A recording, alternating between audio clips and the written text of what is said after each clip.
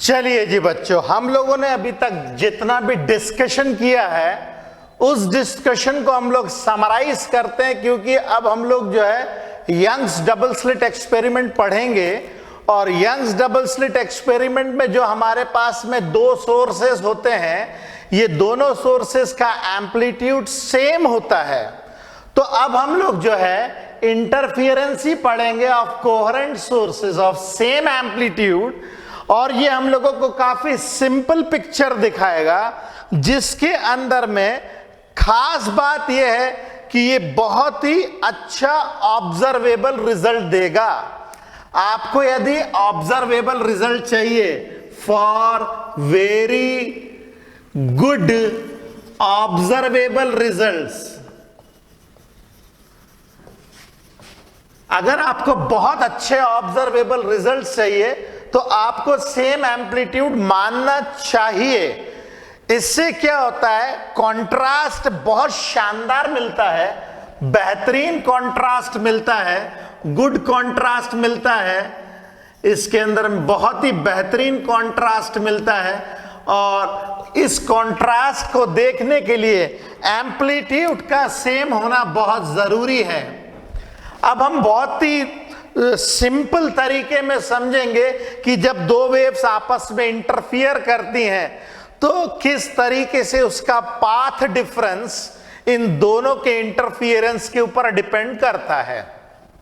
मान लीजिए मेरे पास ऐसे कोई दो सोर्सेस हैं S1 और यहां पे कोई दूसरा सोर्स S2। यहां से हमारे पास में एक वेव गई और किसी आर्बिट्ररी पॉइंट के ऊपर से पॉइंट है हमारे पास P, उस पॉइंट के ऊपर ये दोनों की दोनों वेव्स आपस में जा करके इंटरफियर हो गई। ये पॉइंट कहीं भी हो सकता है, जैसे कि हम लोगों ने रिपल टैंक एक्सपेरिमेंट देखा, ये पॉइंट कहीं भी हो सकता है, आगे पीछे ऊपर नीचे कहीं भी हो सकता है। हम लोगों को तो केवल अपने इन्फरेंसेस निकालने हैं, इसीलिए हमने कोई भी एक आर्बिट्ररी पॉइंट ले लिया P। This point is arbitrary point, मतलब कोई एक रैंडम पॉइंट है, आर्बिट्ररी पॉइंट है, और इस पॉइंट के ऊपर हम लोगों को जो है इंटरफियरेंस कैसे होता है ये देखना है। ओके, तो यदि हम लोगों को चाहिए ऐसा इंटरफियरेंस जो कि कंस्ट्रक्टिव हो, तो कंस्ट्रक्टिव इंटरफियरेंस के लिए मान लीजिए एक वेव ऐसी आती है हमारे पास, तो दूसरी वेव जो इसके ऊपर आएगी, इस वेव के ऊपर जब दूसरी वेव टकराएगी, से मैं इस वेव को यहां से ले लेता हूं, इस वेव के ऊपर जब दूसरी वेव टकराएगी तो ये जो दूसरी वेव है ये भी कुछ इस तरीके से ही आनी चाहिए। एग्जैक्टली सेम, एग्जैक्टली सेम हो सकता है ये वाली wave 1 lambda, this is 2 lambda, 2 lambda पीछे चल रही हो, मगर जब भी यहां पे आकर के किसी पॉइंट के ऊपर भिड़ जाए तो फिर इनके बीच में पाथ डिफरेंस कंप्लीट एक लेंथ का होना चाहिए।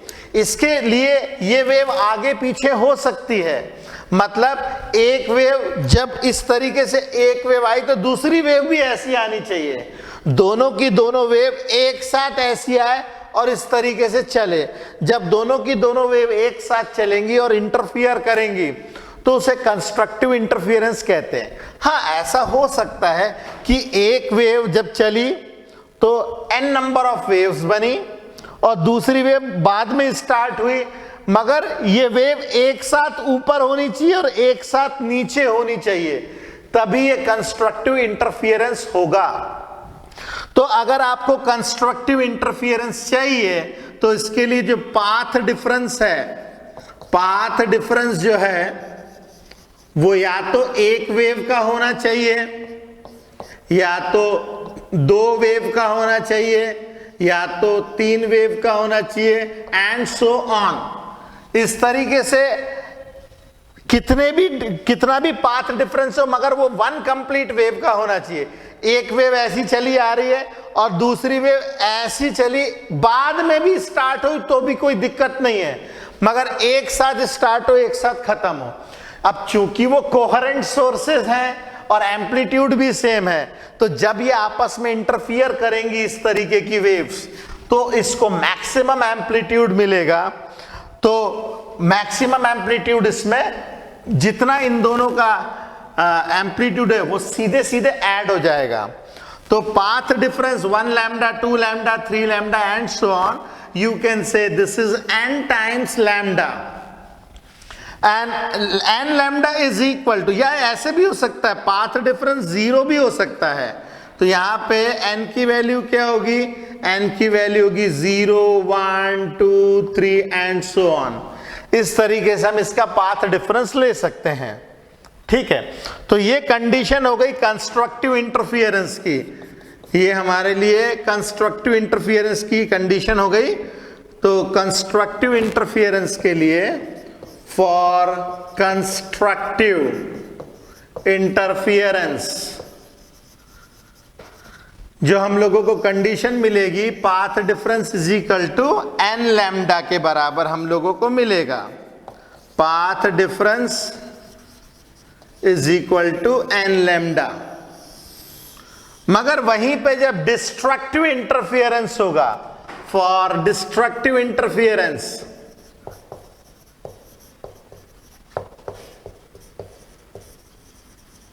फॉर डिस्ट्रक्टिव इंटरफियरेंस ये कुछ इस तरीके से होना चाहिए कि मान लीजिए एक वेव ऐसी चली जा रही है, तो दूसरी वाली जो वेव चलेगी, दूसरी वाली वेव कुछ इस तरीके से चलनी चाहिए, ऐसी ऐसी,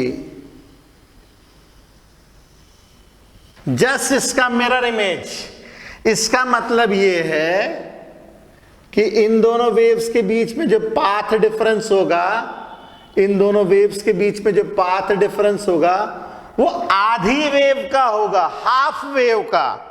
देखिए मान लीजिए ये वेव यहां से स्टार्ट हो रही है, तो ये वाली वेव, आधी वेव पहले ही स्टार्ट हो गई थी, है ना। मतलब एक वेव अगर ऐसी है, अगर एक वेव ऐसी है तो दूसरी वेव ऐसी होनी चाहिए। मगर जब ये ऐसी वेव है तो इसके पहले ये वेव कुछ इस तरीके से थी, ऐसी, ठीक है। तो इन दोनों के बीच में अगर ये जो वर्टिकल लाइन से आप कंपेयर करो, ये वाली वेव यहां से स्टार्ट हो रही है, तो ये वाली वेव लैम्डा बाई 2 के पाथ डिफरेंस के बाद में स्टार्ट हुई है, ओके।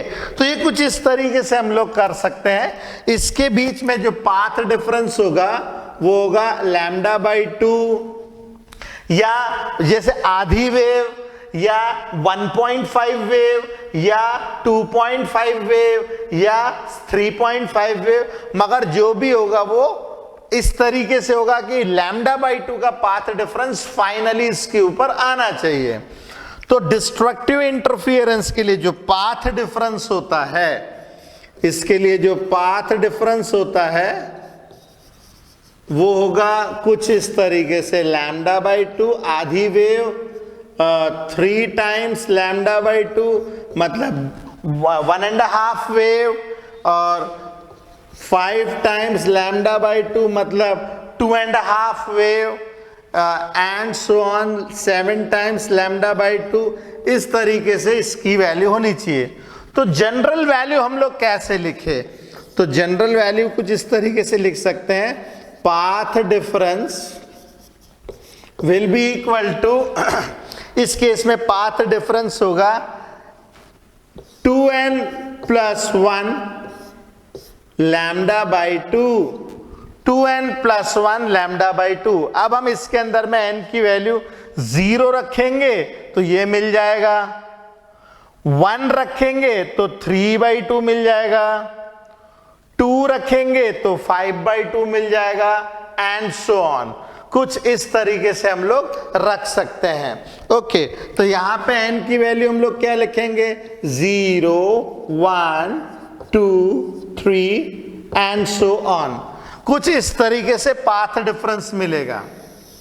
अगर आप बिल्कुल देसी तरीके में समझना चाहते तो इस चीज को समझे, जब पाथ डिफरेंस पूरी वेवलेंथ का होगा तो कंस्ट्रक्टिव इंटरफियरेंस, पूरी वेव का होगा तो कंस्ट्रक्टिव इंटरफियरेंस, और अगर आधी वेव का होगा तो डिस्ट्रक्टिव इंटरफियरेंस हम लोगों को मिलेगा। तो कंस्ट्रक्टिव और डिस्ट्रक्टिव इंटरफियरेंस हम लोग कुछ इस तरीके से इसके अंदर बताते हैं। अब इसी के अंदर में थोड़ा सा मैथमेटिकल ट्रीटमेंट हम लोग और भी देख सकते हैं। मान लीजिए अगर हमारे पास में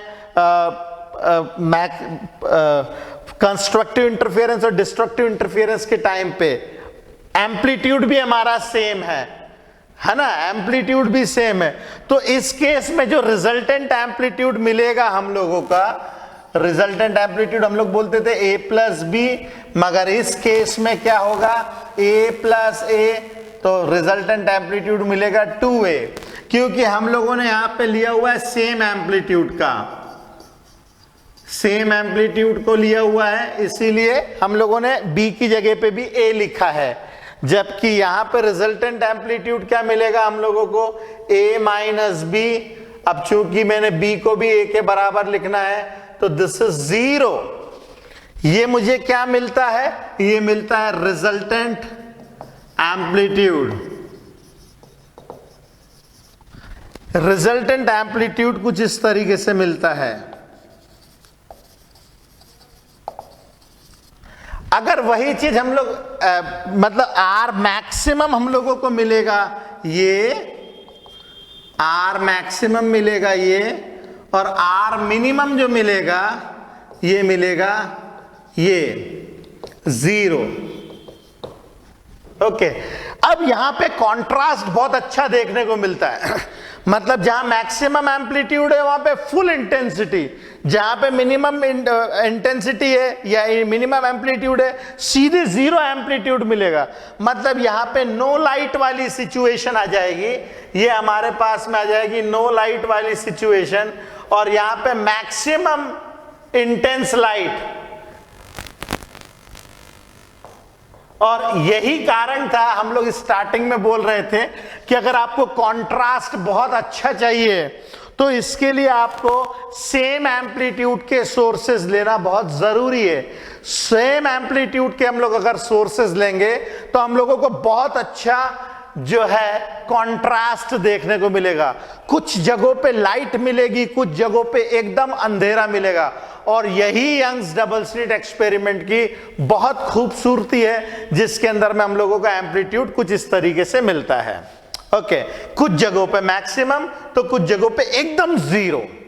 ओके, तो चलिए अब आप इसको लिखिए, और इन फॉर्मूले का यूज काफी ज्यादा होने वाला है आने वाले समय में, तो इसको हम लोगों को ध्यान में रखना पड़ेगा। ओके, चलिए फटाफट लिखिए इसे।